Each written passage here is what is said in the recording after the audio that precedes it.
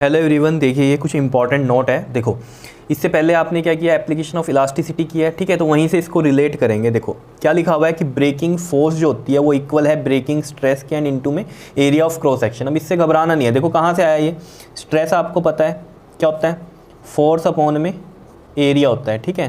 तो यहाँ से हम अगर बात करें, स्ट्रेस कौन सा हो गया, ब्रेकिंग स्ट्रेस, और फोर्स कौन सी हो गई, ब्रेकिंग फोर्स हो गई, ठीक है। तो यहाँ से जो फोर्स का फॉर्मूला बनेगा वो क्या बनेगा, देखो फोर्स इधर ही रहने देंगे और ये स्ट्रेस इनटू में ये क्या आ गया, एरिया इधर चला गया, ठीक है। तो यही लिखा हुआ है, फोर्स इज इक्वल टू में स्ट्रेस इनटू में एरिया, ठीक है। अब इस फॉर्मूले को क्यों बनाया यहाँ पर इस तरीके से, ये तो स्ट्रेस इज इक्वल टू में फोर्स अपॉन में एरिया ये भी था, या मैं इसको लिख सकता था breaking stress is equal to में ब्रेकिंग फोर्स अपॉन में एरिया, ठीक है ना। अगर ब्रेकिंग स्ट्रेस ले रहे हैं तो यहाँ पर हमने ब्रेकिंग फोर्स लिख दिया, ठीक है। अब इस चीज़ को आप समझना, देखो यहाँ पर जो स्ट्रेस है, जो ब्रेकिंग स्ट्रेस है किसी भी मटेरियल का, जैसे मान लो स्टील है, ठीक है, उसका जो ब्रेकिंग स्ट्रेस होगा, जैसे आपको पता है जब आपने स्ट्रेस स्ट्रेन कर्व की थी, ठीक है ना, ये हमारे पास यहाँ क्या था, स्ट्रेस था और ये क्या था, स्ट्रेन था। तो उसमें किस तरीके से बनाई थी आपने, इस तरीके से, याद है कुछ इस तरीके से ये बनी थी आपके पास, ठीक है। तो इसमें यहाँ ये जो था पॉइंट, ये क्या था आपका, टेंसाइल स्ट्रेंथ थी, ये जो स्ट्रेस थी, यानी कि ये मैक्सिमम स्ट्रेस लग सकता है इस पर, ठीक है ना। और इसके बाद तो यहाँ पर क्या था, ये आपके पास ई पॉइंट था, जो कि था हमारा कौन सा, ब्रेकिंग पॉइंट था। अगर याद हो आपको, ये डी था मैक्सिमम और ये ई था ब्रेकिंग पॉइंट, ठीक है ना।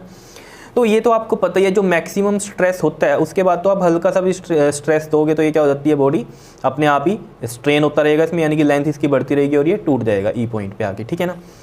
तो ये जो हमारे पास जो ब्रेकिंग स्ट्रेस की वैल्यू होती है ना, ये तो होती है फिक्स, ठीक है ना, इसमें कुछ चेंज नहीं हो सकता, ठीक है।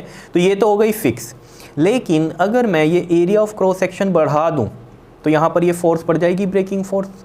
देखो कैसे, देखो ये है इस तरीके से है, एफ इज इक्वल टू में स्ट्रेस इनटू में एरिया, ठीक है।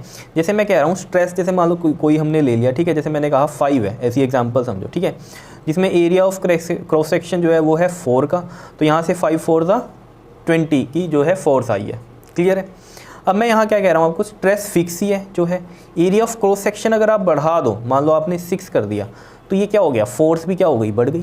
तो यानी कि एरिया ऑफ क्रॉस सेक्शन बढ़ाने से ब्रेकिंग फोर्स बढ़ जाती है, ब्रेकिंग स्ट्रेस नहीं बढ़ता, वो फिक्स है मटेरियल का, ठीक है ना। वो तो उसकी क्या है, प्रॉपर्टी है, जितने में भी वो टूटता है, ठीक है ना, वो फिक्स है। लेकिन हाँ, एरिया बढ़ा दोगे तो ब्रेकिंग फोर्स ज़्यादा हो जाएगी। मतलब क्या है कि एक पतली वायर है आपके पास, ठीक है, स्टील की, और उसको आपने लोड दिया, यानी कि फोर्स मतलब क्या है, वेट ही है, ठीक है ना, वो किया। क्योंकि देखो ना, फोर्स क्या होता है, mg होता है, और फोर्स ही क्या है हमारा, वेट होता है, ठीक है ना, ये पता है आपको, ठीक। तो मैं ये कह रहा हूँ, आपने लोड दिया, फोर्स लग रही है मान लो नीचे, ठीक है, तो वो जल्दी टूट जाएगा, पतली वायर है। लेकिन अगर वही चीज़ मोटी है, स्टील की है, तो वो क्या होगा, ज़्यादा लोड ले लेगा, ठीक है, और टूटेगा भी नहीं। तो इसका मतलब क्या है कि मटेरियल तो वही है, ब्रेकिंग स्ट्रेस भी उसका वही है, लेकिन जब आपने उसे मोटा कर दिया वायर को, तो एरिया ऑफ क्रॉस सेक्शन क्या किया, यानी कि बढ़ा दिया। एरिया ऑफ क्रॉस सेक्शन कैसा, जैसे ये आपके पास क्या है, एक मान लो वायर है, ठीक है, तो उसका ये होगा एरिया ऑफ क्रॉस सेक्शन, ये वाला, ये तो ये मोटाई आपने बढ़ा दी, यही होता है एरिया ऑफ क्रॉस सेक्शन। तो उससे क्या हुआ, उसका ब्रेकिंग फोर्स बढ़ गया, यानी कि ज़्यादा लोड, यानी कि ज़्यादा फोर्स पे अब वो ब्रेक होगा। तो इसका मतलब क्या है, मान लो पहले वो कितने पे ब्रेक हो रहा था, 20 पे ब्रेक हो रहा था, अब अगर हमने एरिया ऑफ क्रॉस सेक्शन बढ़ा दिया तो 30 के लोड पे वो ब्रेक होगा। तो इसका मतलब क्या है, 30 से कम वालों को हम क्या कर लेंगे, बताओ, इसको तो यूज़ कर सकते हैं ना वहाँ पर बढ़ाने के लिए। तो ये चीज़ है कि मतलब क्या कि हमने एरिया बढ़ाया तो उसकी क्या हो गई, ब्रेकिंग फोर्स बढ़ी, यानी कि लोड उठाने की उसकी क्या होगी, कैपेसिटी बढ़ गई, क्लियर है। यही चीज़ हमने यहाँ पर लिख रखी है कि ब्रेकिंग स्ट्रेस इज फिक्स्ड होता है ये of a material, but breaking force will vary, ये वेरी करेगी depending on the area of cross section. ये कम होगा तो ये कम हो जाएगी। अगर मैं एरिया ऑफ क्रॉस सेक्शन यहाँ ये स्ट्रेस 5 है और एरिया ऑफ क्रॉस सेक्शन 2 कर देता तो ये फोर्स भी कम हो जाती, समझ रहे हो। तो पतली और मोटी वायर पे ये चीज़ डिपेंड करती है, क्लियर है, एरिया ऑफ क्रॉस सेक्शन जो हम बढ़ाते हैं, ठीक। तो depending on the area of cross section. अब ये चीज़ आप कहाँ पर सोच सकते हो, जैसे मैंने एप्लीकेशन ऑफ इलास्टिसिटी में क्रेन का एग्जांपल दिया था, तो क्रेन में जो वायर लगाई हमने स्टील की, तो उसका अगर हम एरिया बढ़ा देते हैं तो उसमें क्या हो जाता है, ब्रेकिंग फोर्स बढ़ जाती है, क्लियर है ना ये बात। तो उसी के अकॉर्डिंग हम क्या कर रहे थे, वहाँ पर आर निकाल रहे थे। आर निकल रहा है तो मतलब क्या है, एरिया हम निकाल सकते हैं वहाँ पर, पाई आर स्क्वायर वो, ठीक है ना। तो वो चीज़ आपको समझ में आई हुई है, ठीक है, क्लियर है। यहाँ से मेन बात समझो, जैसे मैंने आपको जब क्रेन वाला एग्जांपल करवाया था एप्लीकेशन ऑफ इलास्टिसिटी में, जब मैंने आर निकलवाया था, तब जब हम वहाँ फोर्स ले रहे थे mg, ठीक है, तो हमने क्या कहा था कि मास है उसमें कितना, 10 की पावर 3 था शायद, ठीक है, देखना आप वहाँ पर कितना था, ठीक है, 4 था मेरे ख्याल से, 4 था, 10 की पावर 4 था, ठीक है, केजी में, और एक्सेलरेशन ड्यू टू ग्रेविटी हमने 10 ली थी, ठीक है। और मैंने क्या कहा था कि जब मास 10⁴ था तो उसको हमने क्या कहा था 10 टाइम्स ले लेंगे।